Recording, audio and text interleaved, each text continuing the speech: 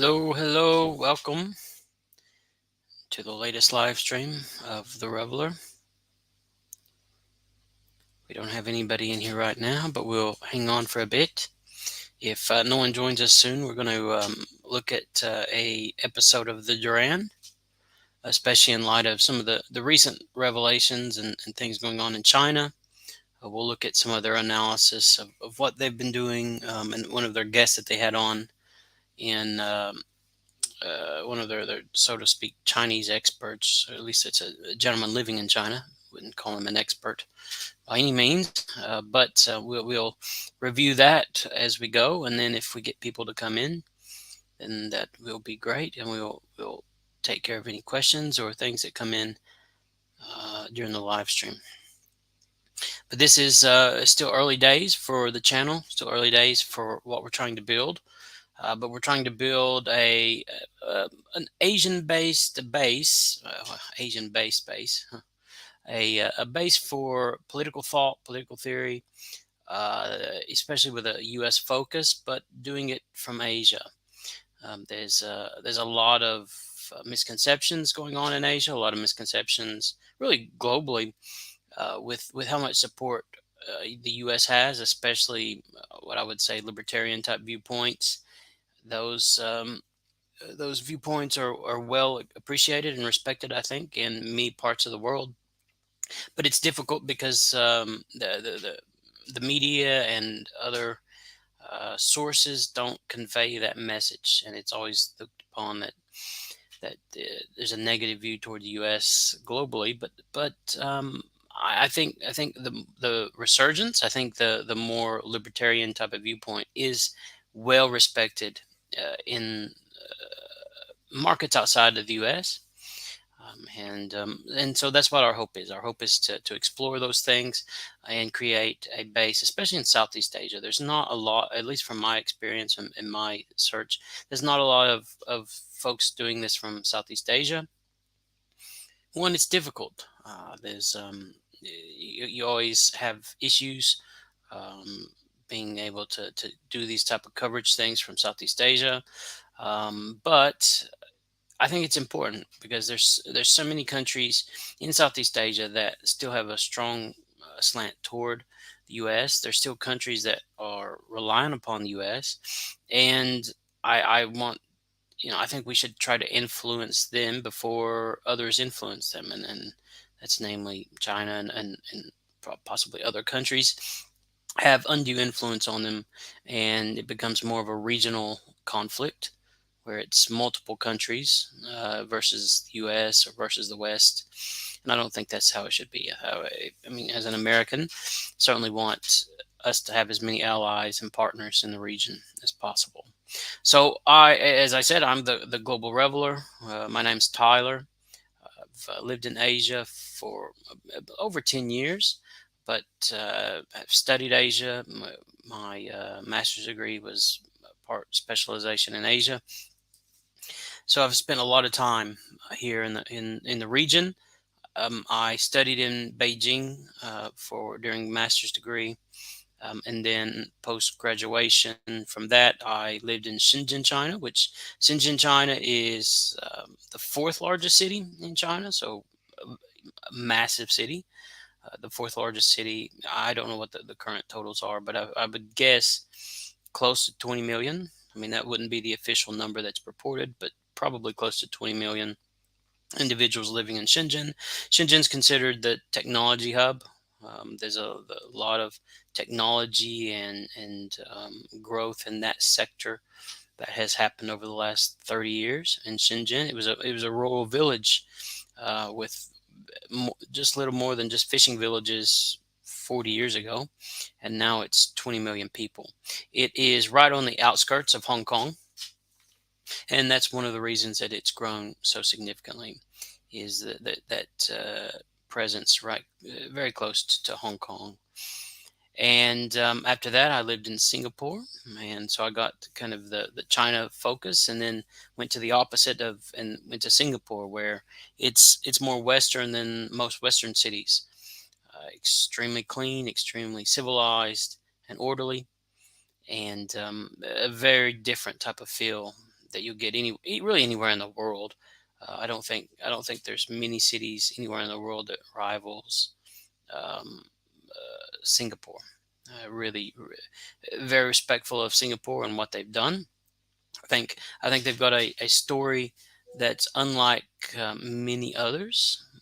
If you look at the history of Lee Kuan Yew and what he did in that country to bring them to independence, and his life's mission is significant. And so, I hope at some point we can dive into those details of what the Singapore life, Singaporean, history, because it's a very young country, a very small country. It's a small island state. I mean, you don't really have cities in Singapore. It is just Singapore. It's an island state, a city state, and you can drive. I don't recall exactly the numbers, but I mean it's no more than 30, 45 minutes east to west, and roughly 45 minutes north to south. Very small country, but a global hub for business, for many companies. The largest tech companies are domiciled in Singapore. One, because they have a very good taxation regime. They have stability, but they also have just a very good workforce that are oriented for getting stuff done. So that's Singapore in a nutshell. So I was there for about a year and a half, and then moved over to Hong Kong, where I was in Hong Kong officially for 5 years. It kind of all blends together at this point, and I absolutely love Hong Kong. I still love Hong Kong, but it's changed a lot since I was there back in 2017 or so, 2017, 2018. It's changed a lot, and one of that is because of the influence from mainland China has affected it a lot. And so, and we're certainly going to get into Hong Kong because I love that city.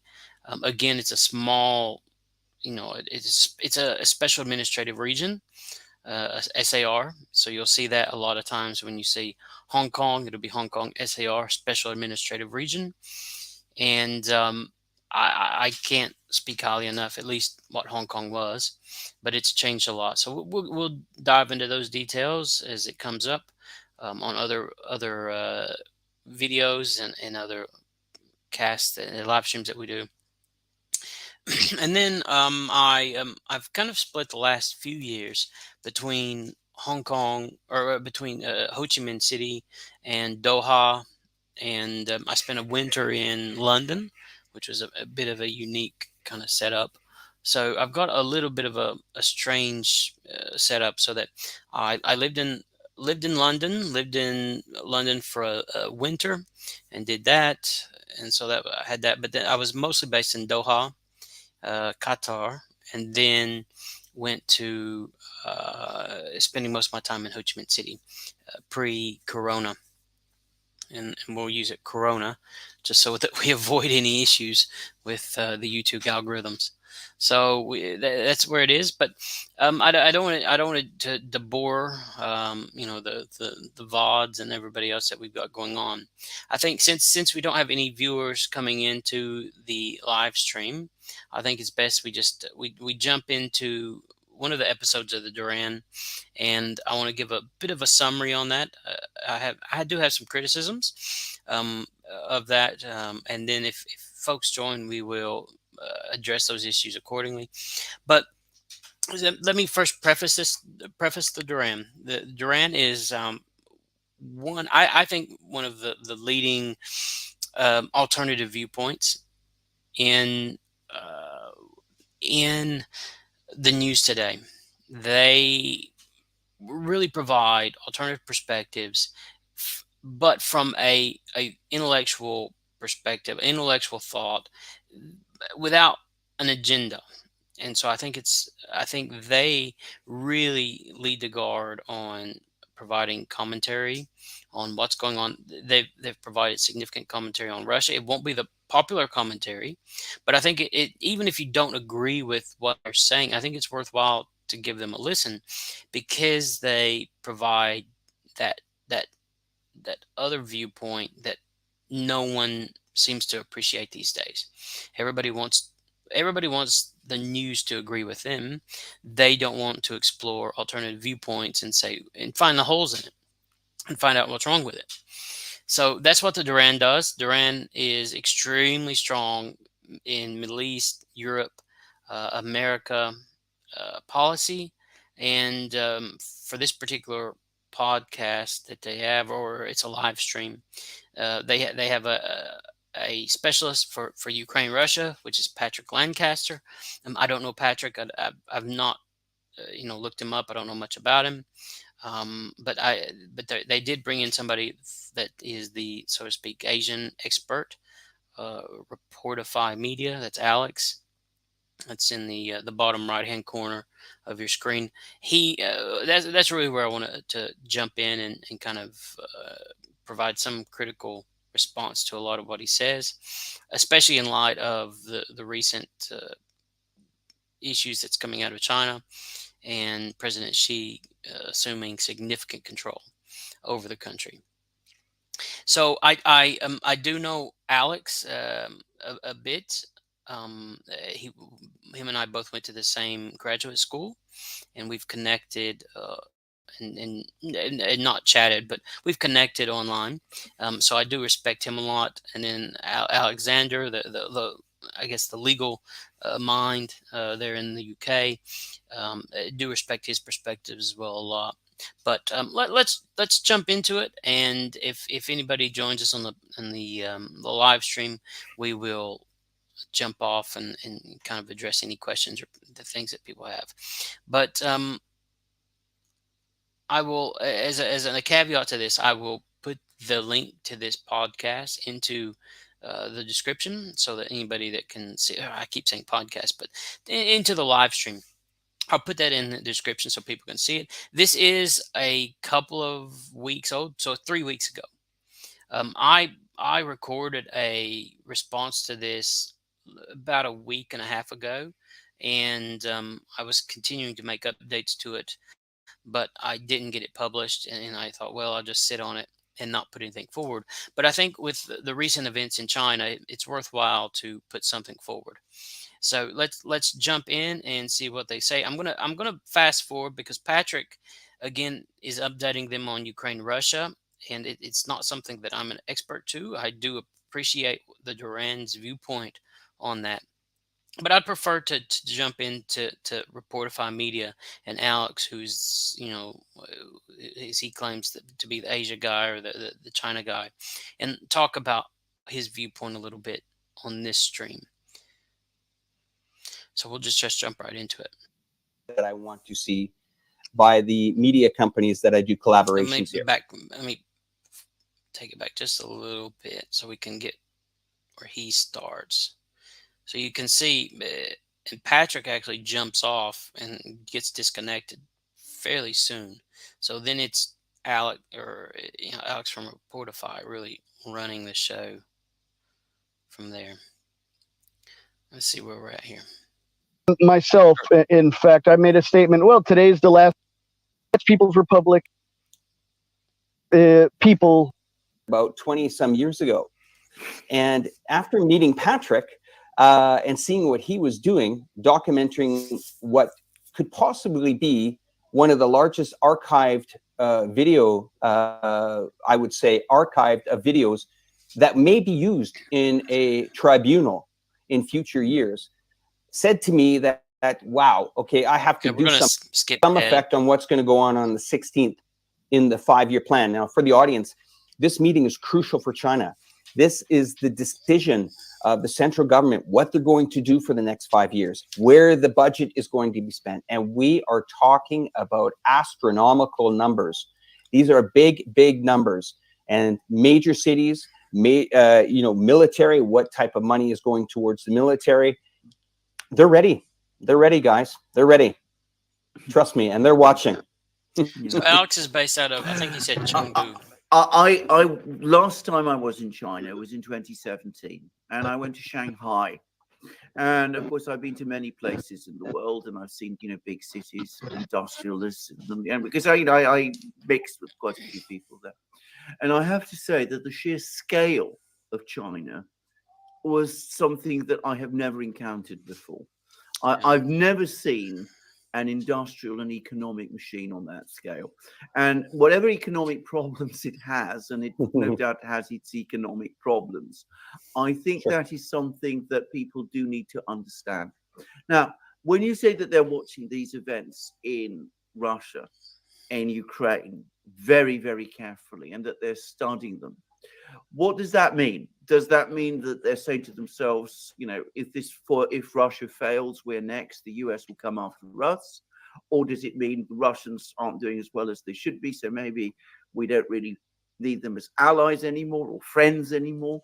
Or does it mean something completely different? Once again, very good question. Mhm.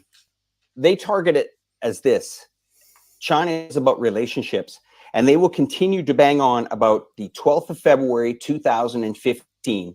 They will go on and on and on about this, saying, wait a moment, you had an agreement in place, Russia, you had an agreement in place, Ukraine, you had an agreement in place, Mr. Hollande, the Chancellor of Germany, you had the Minsk agreement in place.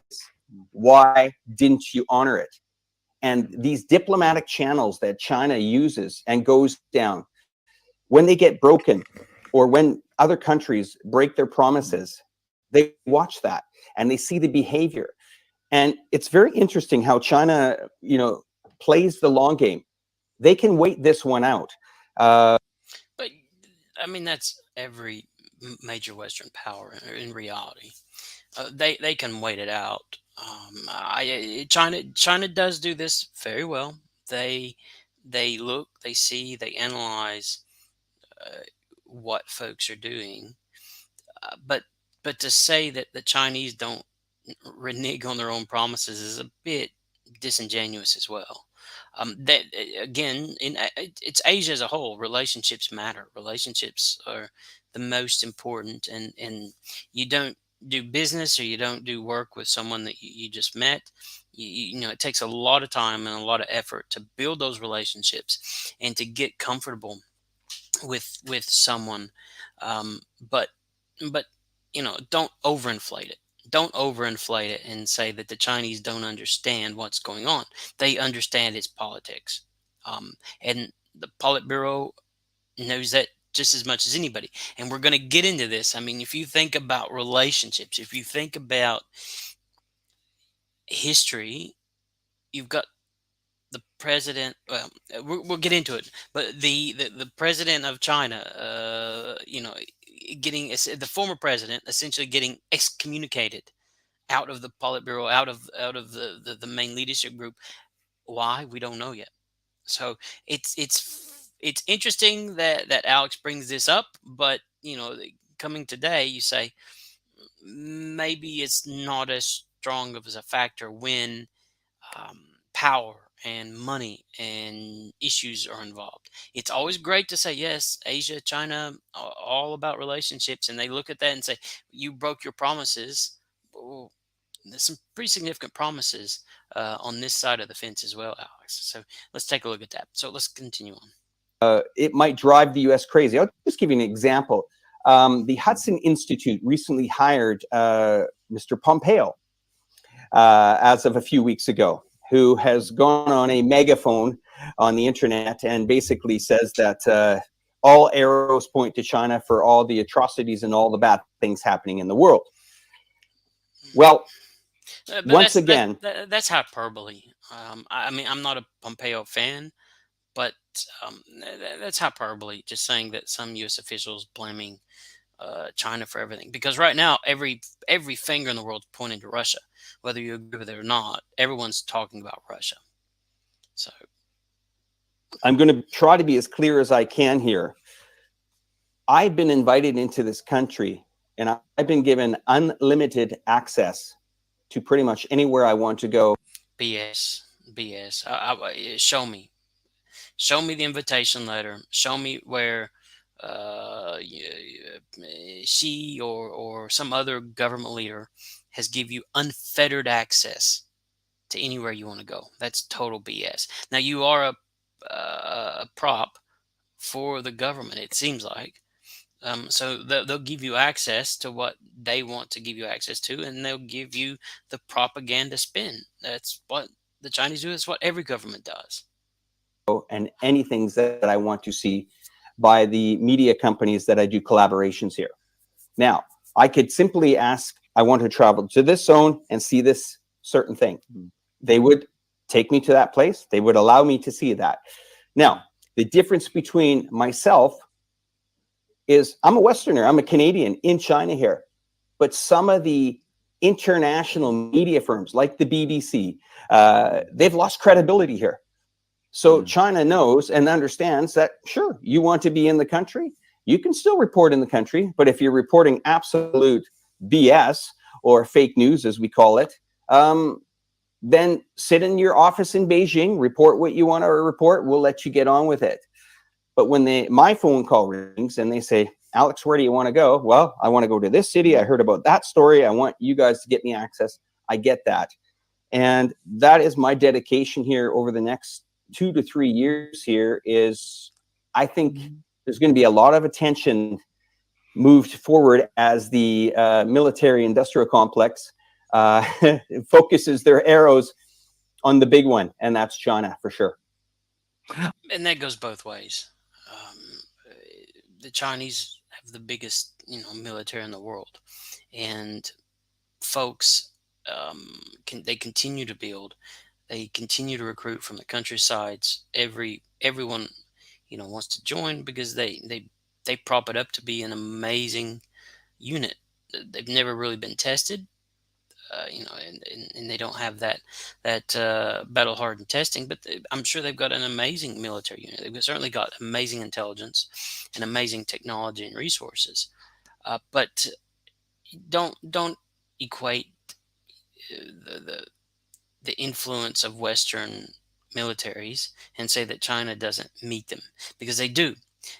Now, I disagree with much of what the U.S. does militarily in trying to propagate their message in foreign countries and control. But the Chinese are sitting back, having not done that, but they do it in different ways. They do similar things, but they do it monetarily. And we'll discuss that, maybe not on this live stream, but on others. I mean, if we're talking about a military industrial complex, one of the most interesting stories about the Ukraine war, in my experience, my opinion, actually, because I mean, I've said many times, I'm not a military person. I've never been interested in military affairs in my life. This has not been my thing.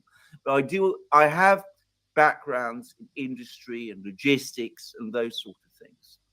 Is that the military industrial complex, the mighty military industrial complex in the United States, doesn't actually make an awful lot.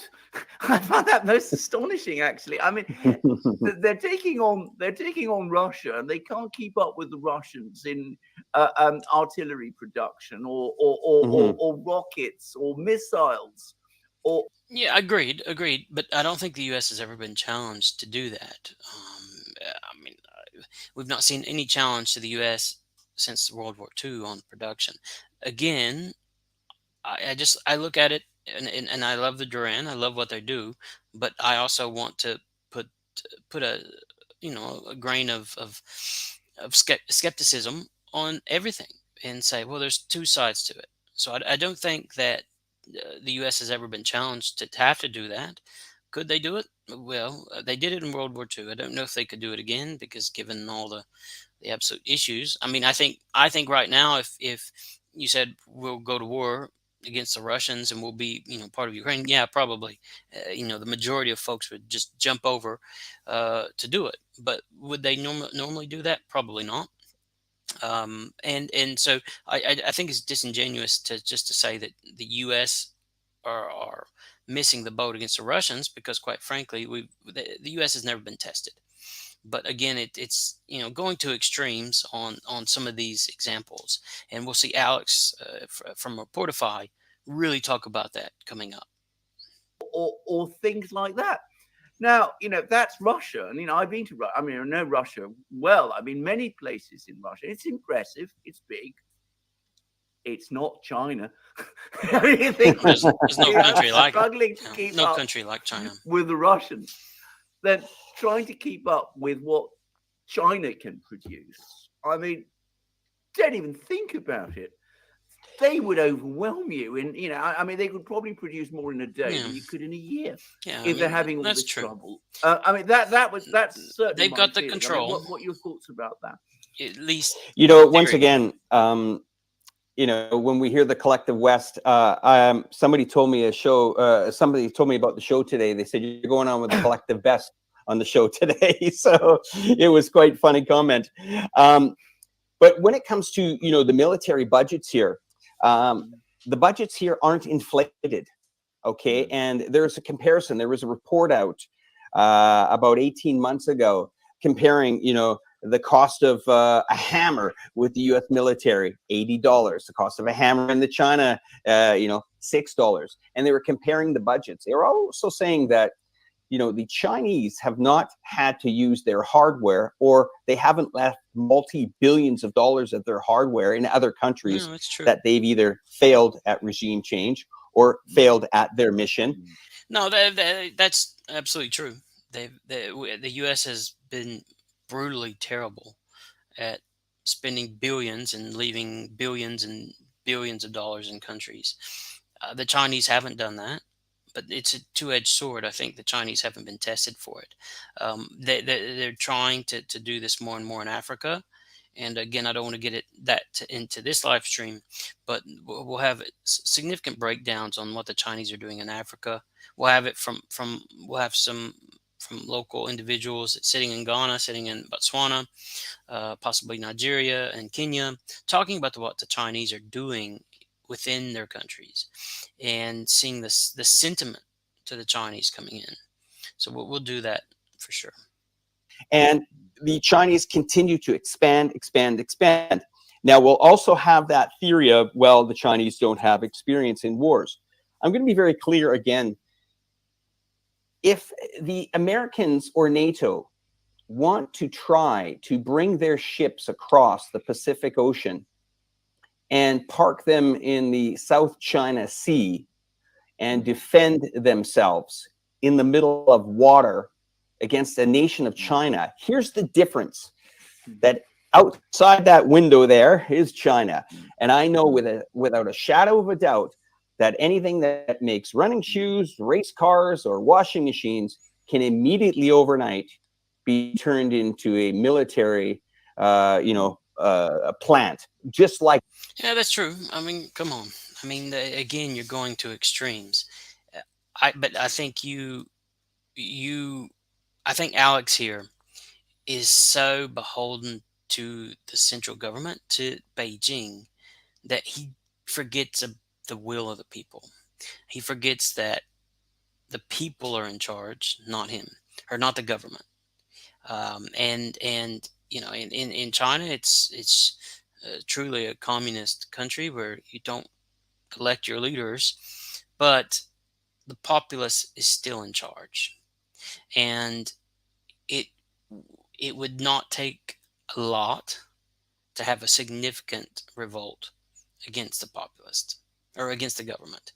And I think if it came down to it, if individuals who the Chinese, this is the first generation to have significant wealth in China. For you to go and to ask them and say, give this up for the country, for our well-being, I think then you're going to run into problems. Because when these individuals have tasted what wealth, what comfort feels like, you're going to have a very difficult situation if you didn't ask them to sacrifice. And I think Alex misses this on his analysis here, that it's really not about that. It's really about looking at the people versus the government. And I always shy on the side of people. And I mean, that's the libertarianism coming out. I think the people will ultimately decide what's best. Like that. And that is because if people feel that this nation is under threat, watch 1.5 million people get motivated real quick. Well, there's 1.5 billion, and he misspoke, but I get what he's saying. But they've never been under threat, and I think it's wrong for him to assume that 1.5 billion people will mobilize for the government. I don't. I don't know that they would, and I think we're seeing that playing out all over China, all over Hong Kong. I think you would certainly have a big chunk of folks. I mean, it's going to be just like the U.S. is going to be split, and you're going to have a lot of people who don't do it willingly. So to pretend that because Xi Jinping or some other government leader says mobilize, that you're going to have 1.5 billion people mobilize, that's just a farce. Not going to happen. But they're not like that here. No one is concerned about the Americans coming to their territory. It's just that people are getting a little bit annoyed that they're ruining other people's lives all across the United States, Canada, UK, and Europe. That's their biggest concern. They actually generally care for the persons that are just... No, they don't. They don't. The Chinese are the most insular people in Asia. They don't give a flying ding dong about anyone else. So stop pretending that they're some compassionate individuals. They are money hungry and worried about self-preservation of their family, of their friends, of their own wealth.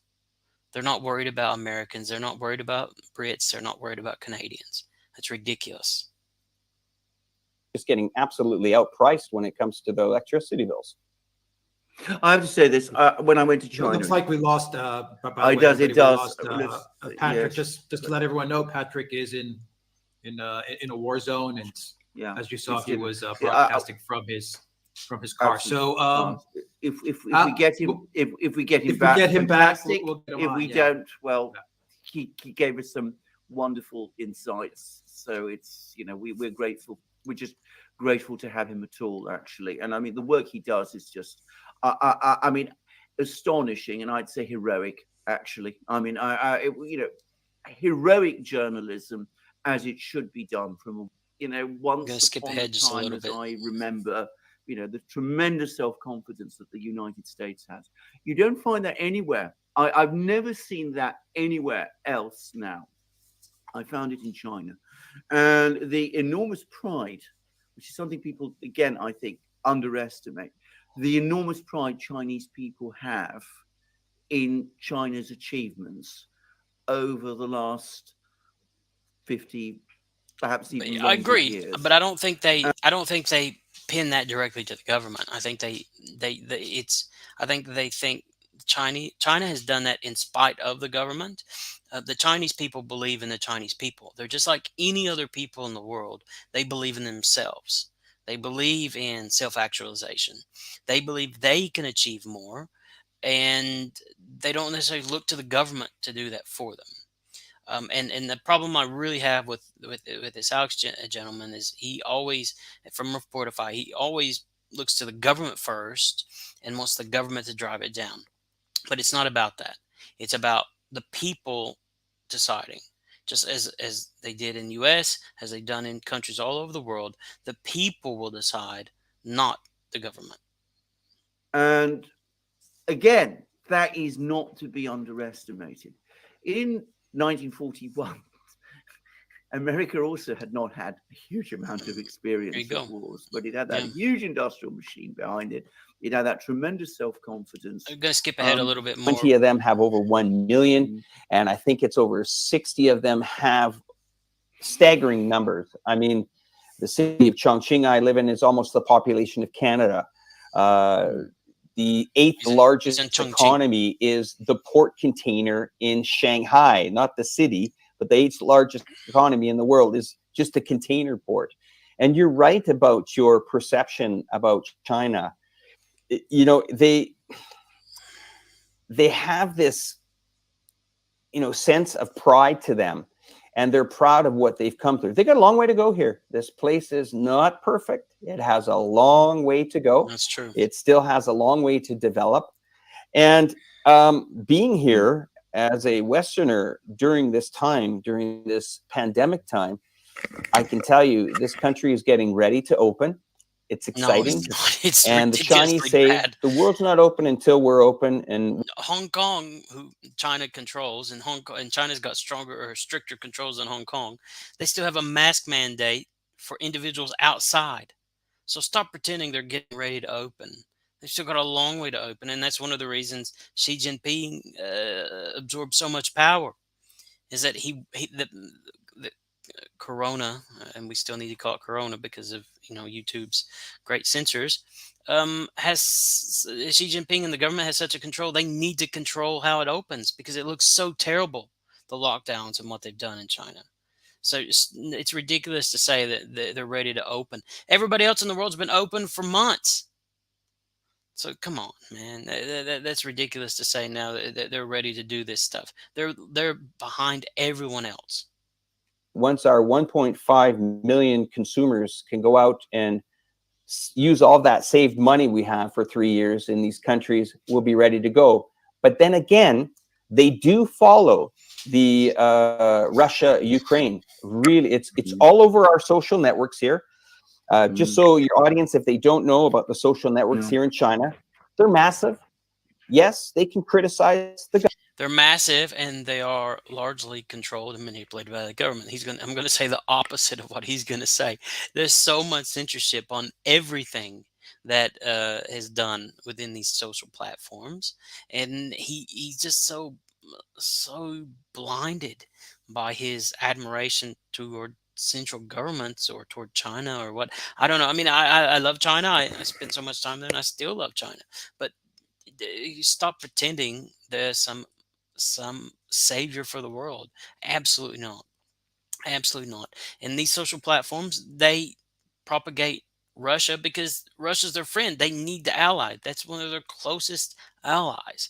And so they're going to ensure that Russian sentiment is strong internally. That's I mean, again, it's looking at things from one viewpoint rather than looking at it with a skepticism, which typically the Duran does. And I'm not sure that they follow this Alex guy totally, but this Alex guy's, I'm happy to talk to this Alex guy. I would love to get him in chat about politics in China and get his viewpoint, because I think he's totally wrong on many of these issues. Government here, there's very little censorship when it comes to being critical of the government. No, come on, that's ridiculous.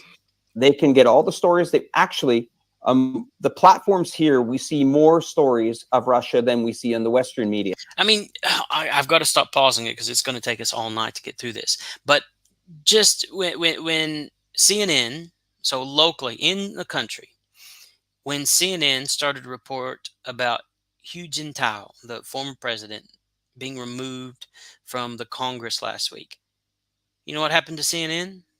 They went blank. They went the lights out. So it was no longer broadcast on TVs in China. It is still highly censored. When I lived in China, it was common for CNN to go blank, for BBC, for the Western medias. Whenever there's a story about China, it goes to static. And then 10 minutes later or 5 minutes later, miraculously, it's right back up when it's on the next story. So if you're saying that things aren't censored, then your eyes are covered and you're not critically looking at the country. Yeah, platforms than YouTube. So you might say, well, YouTube is blocked in China. Well, the Chinese, they don't really care. They have Bilibili, they have Sequoia, they have Douyin, they have all their own social networking platforms. Okay, they've got it, but is that freedom? Is that freedom? Is that the ability to get any source of information that you want? No, it's not. An entire source of information is blocked. So they don't want it. Well, yeah, I think many people do want it, but maybe they don't know about it. Maybe the government has put so many restrictions on them, they don't know they even need it. It's a really dumb thought. Really, well, I shouldn't say dumb. It's not the right way to say it, but it's just not a good way of saying. Platforms that are in the multi-billions of watchers. But one thing that they have paid a lot of attention to is the Russia-Ukraine story. And I'm I going to don't be, believe that at all. very honest here. Most of them do support what Russia is doing. And Vladimir Putin is very well respected in China, for sure. There's no doubt about it. Is this? Okay, I don't have first-hand knowledge. I've not spoken to any mainlanders since the whole conflict came up. Russia's always been a great ally to China, but they've not always been a great friend. And there's so much history within the countries. And, as Alex pointed out, it's long-term and stability in relationships. The Chinese don't forget. So I think it would be disingenuous just to say that Chinese support Russia carte blanche. I think they do. I think the Russians and the Chinese need each other in these days of polarization. But to say the Chinese are going to be relying on the Russians or close to the Russians, I think is a misuse of the relationship. Is this amongst ordinary people, or is this the political class? Once this is like you could sit down in a cafe and introduce yourself to someone, and they would just say, "Hey, what country are you from?" If you're from Europe, how is the Russia? They will easily tag it to either a nationality. If you're with some Europeans, they have no problems talking about politics. But I think it is widespread through everyone. That's not and true. They educate themselves on this matter. They're not easily led into educate themselves on what the a government story that might be told by a Western media. They can go on BBC here. They can access CNN here. Yeah, but they know very clearly get that if they're going to get some of their information, they watch Chinese shows stories like you. I've actually seen some of your guys' shows uploaded to some of the Chinese social networks over here. Prove it. I want to see you that. Guys are. I want to see the Duran uploaded to Chinese social networks. I want to see that. Prove me wrong. No, not gonna happen. One, the English and the sophistication of the Duran would not be as easily understood by most. And then, they've got so much news, so much local. I don't know. I hope so. I hope that the Duran's being put out, and I hope that folks get alternative viewpoints. But again, it goes to the point where that's such a minority that it is missing. That it should be easy for the Duran to be there, but they can't because Google's not allowed. So you're saying, oh, it's uploaded to some social media. Well, it should be a full pipeline of stories available to them. Already on, so you got some followers over here. That's nice to know. And gosh, what about other countries? Carry on. I didn't want to interrupt. Just so everyone knows, I'm a good friend with Patrick, and as you know, Patrick was one of the first channels ever demonetized on YouTube. We talked about this many years ago, and following that, he was then taken off, I believe it was PayPal and all the other channels that he can get support from.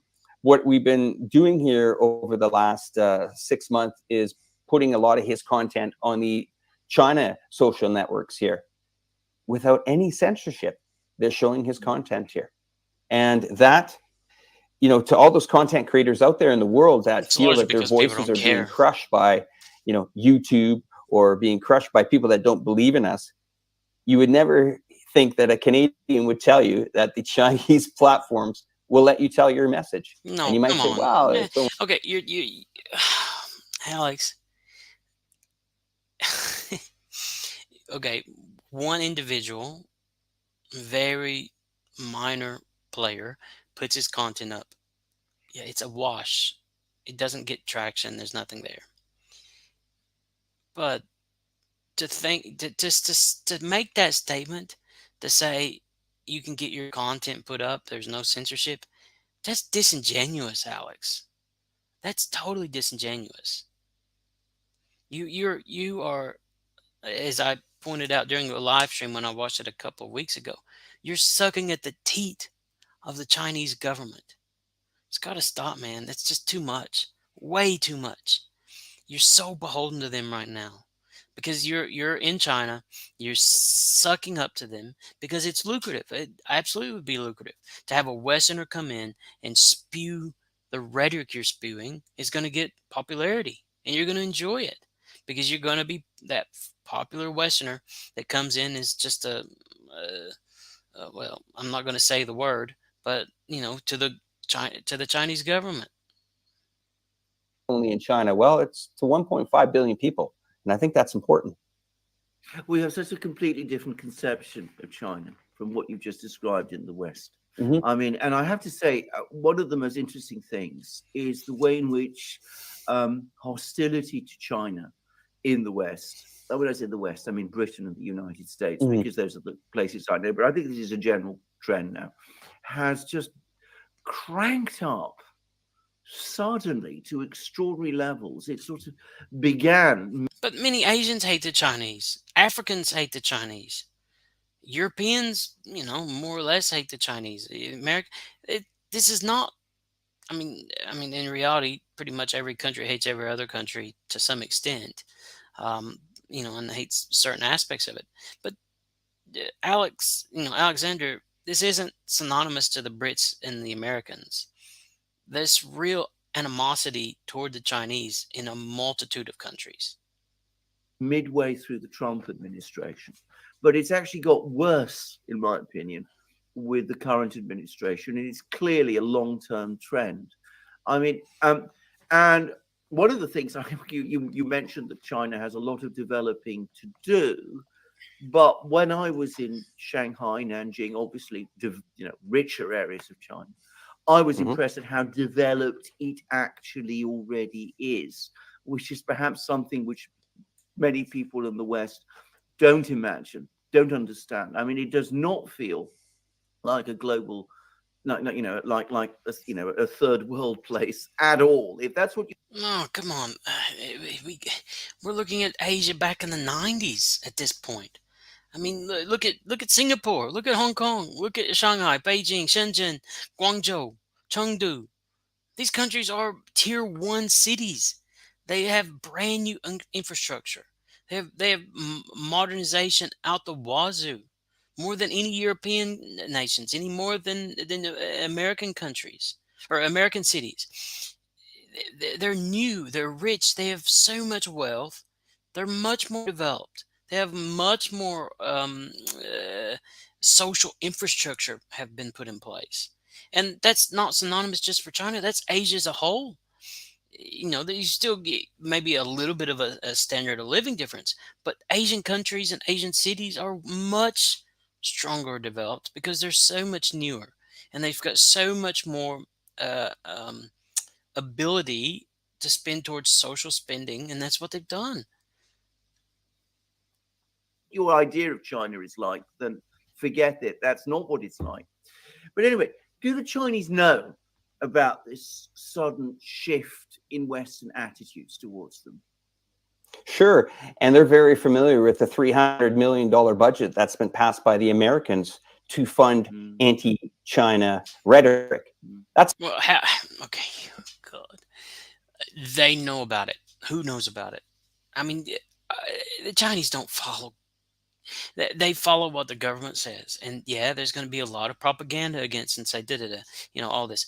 The Chinese, they still want to come to the U.S. and study. They still want to come to the U.S. and visit. They still love America because we have made them rich and they've benefited from us. We benefited from them. There's mutual cooperation there, and there's.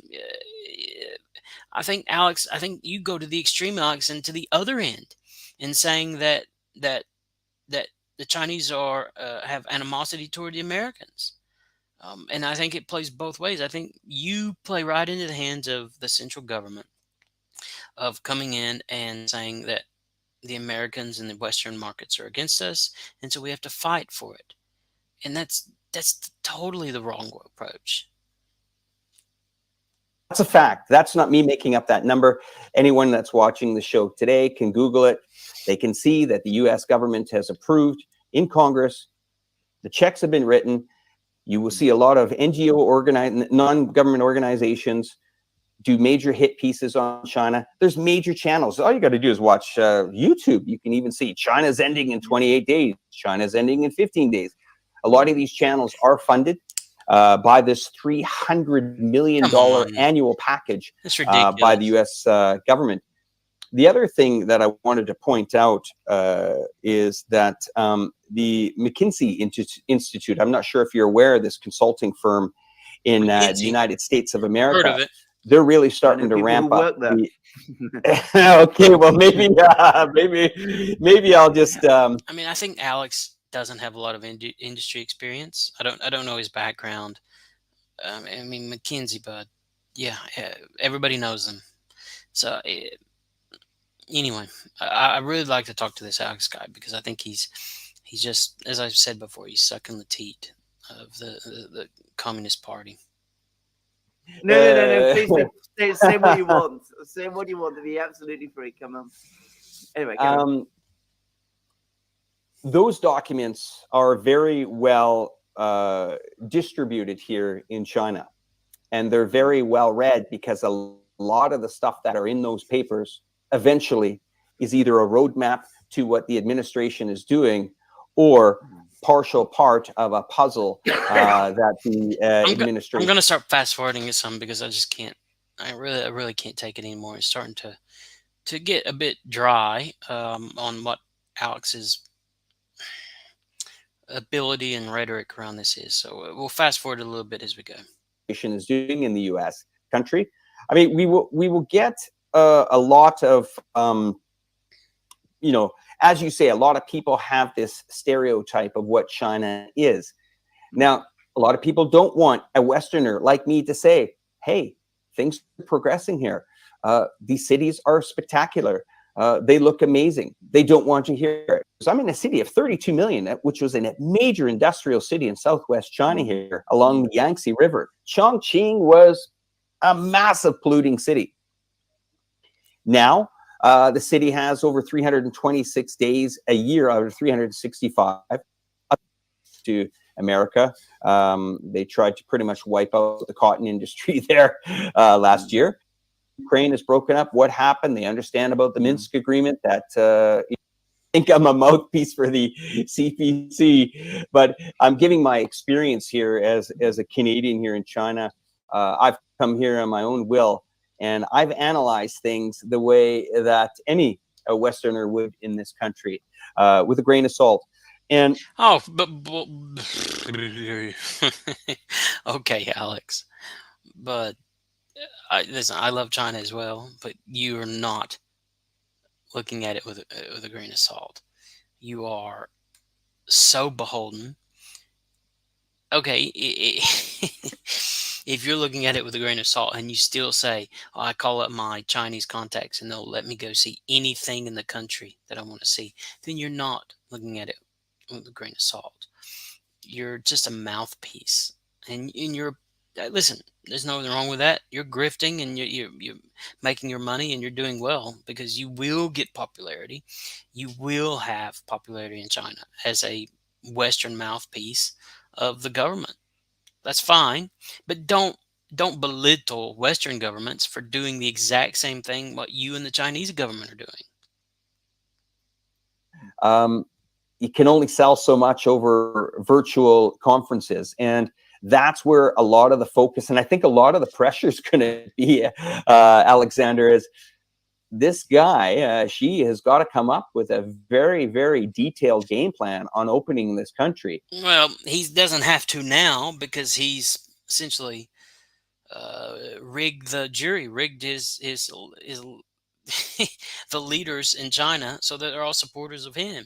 So you get rid of anyone that's potentially on the standing committee. You get rid of anybody that might be an opposing viewpoint or have a different thing to say, and put supporters. So now he's got nothing but strong cheerleaders backing him. So he can do whatever he wants, Alex. And that is where it's Mike Pompeo. It's his major dream to see conflict between China and Taiwan. It's not happening. Mike Pompeo's has zero significance now. He's not in office. He has nothing to do with the U.S. government. Okay, whatever. One day where everybody stops and says, that's our territory, that's our territory. But as China tries to play the diplomatic channel again here, I think it speaks volumes that China hasn't gone out and said, okay, we are supporting this 100% or we are supporting that. I think that economically right now is the most important thing that Russia is concerned about. That's just my opinion. Of course, there's going to be many other opinions there. And China can write them checks.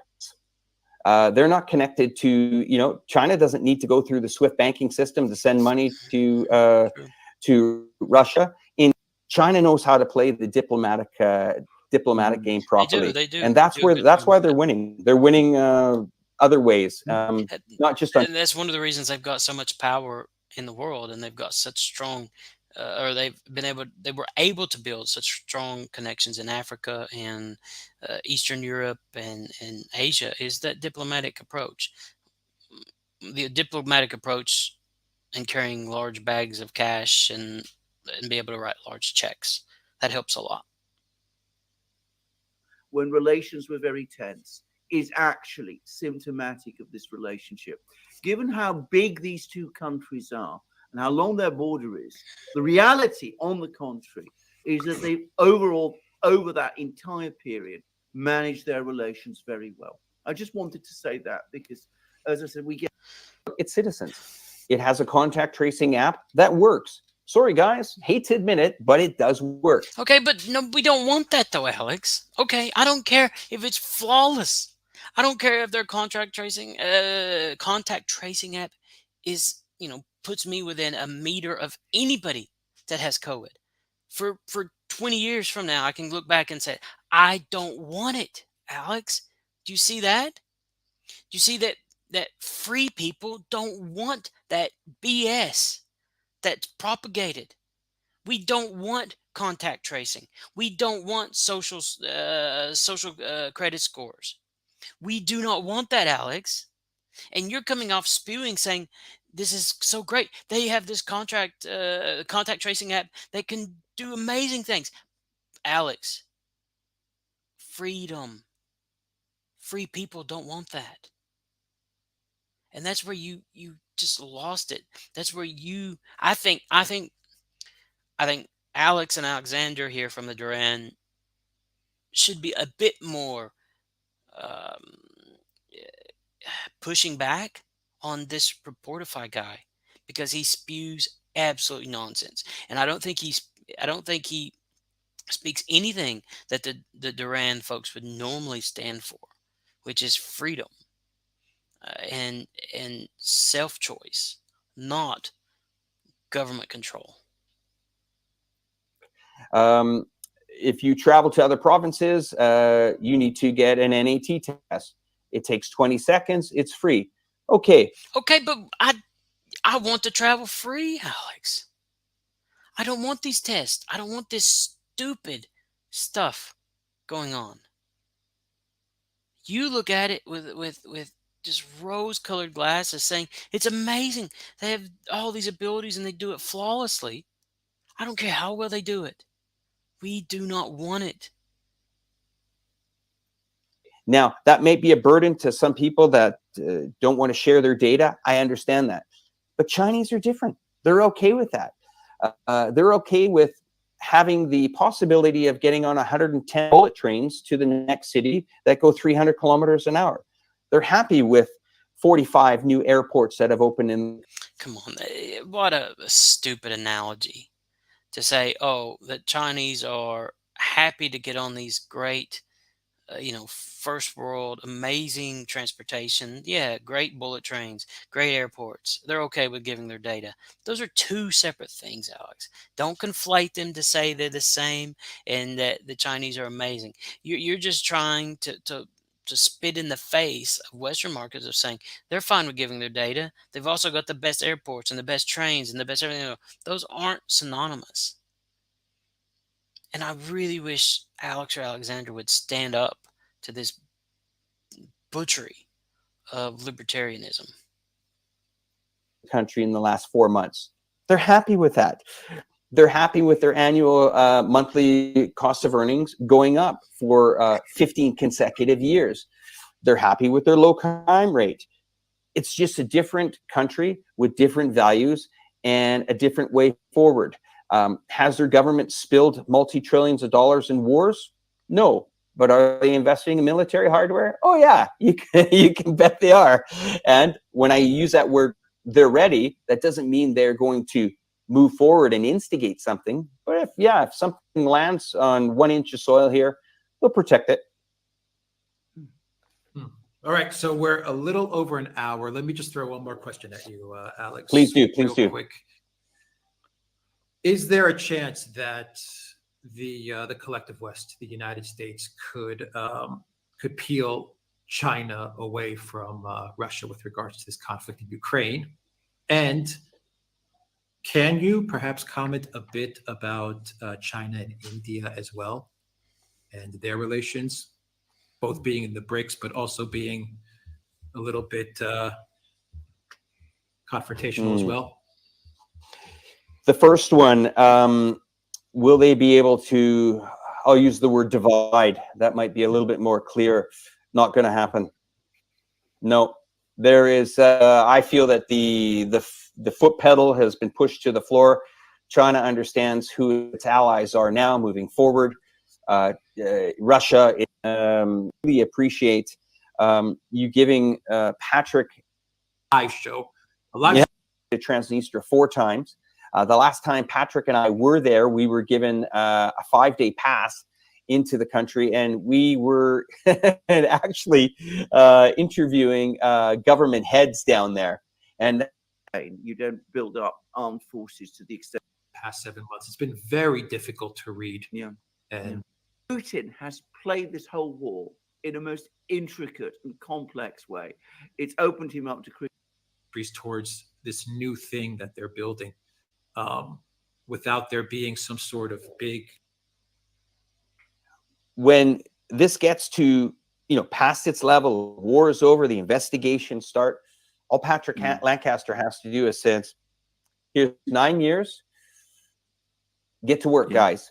And I think that guy, and I'm really happy that you've given him in the house, Spartan.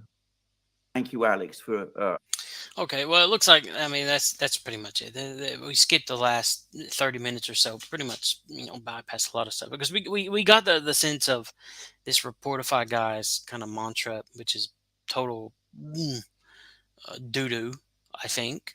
I don't think he gets it at all. But again, I do want to support the Duran guys, Alex and Alexander, because I think they are phenomenal on what they're doing in Russia and their take on Europe and take on the US and their take on really just overall geopolitics. I think they really do well. I think this Reporterfy guy is not good. I think is someone who's lived in the region, lived in Beijing, lived in Shenzhen, traveled everywhere.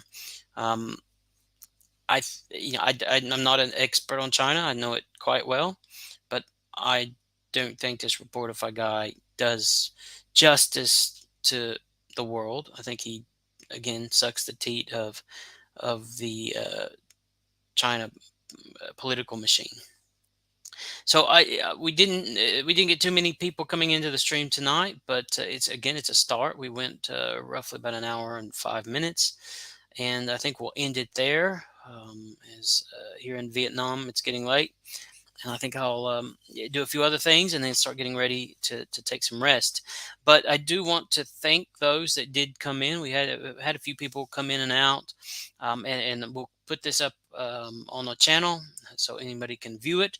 I'm also going to post a link to this particular live stream so that you can go back and look at it as well. I'll give you a link to the Duran's channel, and also I'll try to reach out to this Reporterfy media guy, and just say let's have a chat. I don't know. I think he's got a big presence. He's got a big YouTube presence. So it's again, he's much larger than me on YouTube, so I don't know that he would be interested in doing something. But I think it's worthwhile to have a discussion on it and learn from each other.